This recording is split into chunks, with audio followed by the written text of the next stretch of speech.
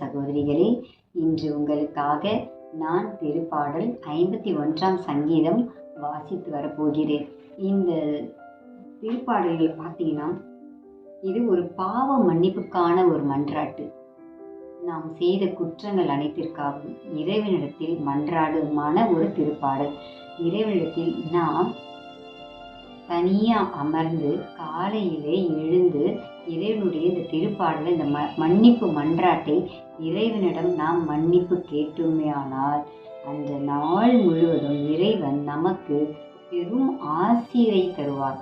நாம் மன்னிப்பு இறைவனிடம் கேட்டாலே போதும், இறைவன் நம்மை மன்னிப்பார். நம்மை மன்னிக்க கூடியவர் ஆண்டவர். அவரிடம் நாம் இந்த மன்னிப்பு மன்றாட்டை கேட்டு அவருடைய மன்னிப்பை பெறுவோமா? இறை வார்த்தையை வாசிப்போமா? திருப்பாடல்கள் 51 அதிகாரம். மன்னிப்புக்கான மன்றாட்டு. பாவ மன்னிப்புக்கான மன்றாட்டு. கடவுளே, உமது பேரன்புக்கேற்ப எனக்கு இரங்கும்.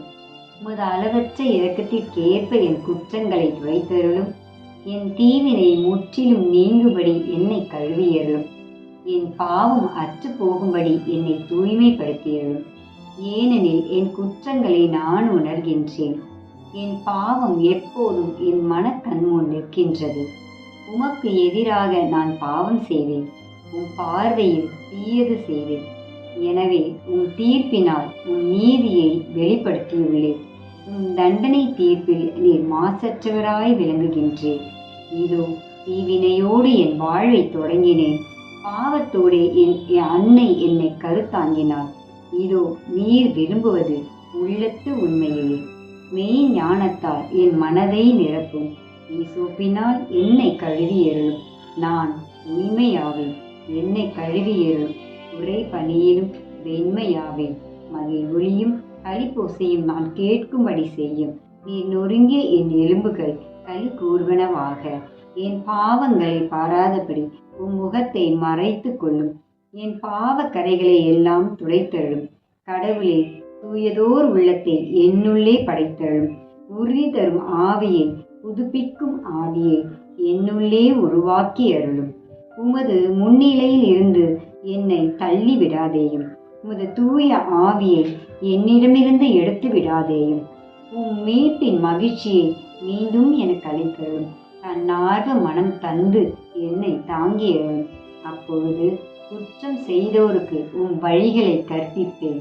பாவிகள் உம்மை நோக்கி திரும்புவர். கடவுளே, எனது மீட்பின் கடவுளே, இரத்த பழியை நின்று என்னை விடுவித்தரும். அப்பொழுது என் நா உமது நீதியை முன்னிட்டு பாடும். என் தலைவரே, என் இதழ்களை திறந்தரும். அப்பொழுது என் வாய் உமக்கு புகழ் சாற்றிடும். ஏனெனில் பலியினால் உம்மை மகிழ்விக்க முடியாது. நான் எரிபலி செலுத்தினாலும் நீர் அதில் நாட்டம் கொள்வதில்லை. கடவுளுக்கேற்ற பலி நொறுங்கிய நெஞ்சமே. கடவுளே, நொறுங்கிய குற்றமுணர்ந்த உள்ளத்தை நீர் அவமதிப்பதில்லை. சீயோனுக்கு இன்முகம் காட்டி நன்மை செய்யும்.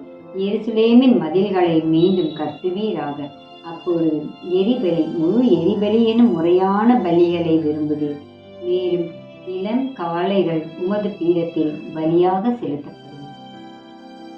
இது ஆண்டவர் வழங்கும் அருள்வாக்கு. இறைவா, உமக்கு நன்றி.